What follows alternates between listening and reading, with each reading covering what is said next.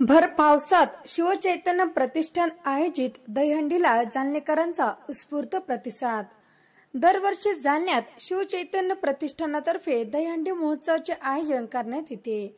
या वर्षीही शहरातील आझाद मैदानावर दहीहंडी महत्त्वाचे आयोजन करण्यात आलेले होते। पण भर पावसात या दहीहंडी महोत्सवाला जालनेकरांनी उत्स्फूर्त असा प्रतिसाद दिलाय। अभिनेत्री साई मांजरेकर ही या कार्यक्रमाची आकर्षण होती। माजी केंद्रीय मंत्री रावसाहेब दानवे यांच्या हस्ते या कार्यक्रमाचे उद्घाटन करण्यात आले। या दहीहंडी महोत्सवाच्या माध्यमातून विविध पारितोषिक ठेवण्यात आलेले होते। राज्यभरातून या दहीहंडी महोत्सवात सहभाग घेतला। या कार्यक्रमाचे आयोजन भास्करप्पा दानवे व प्रतीक दानवे यांच्या वतीने करण्यात आले।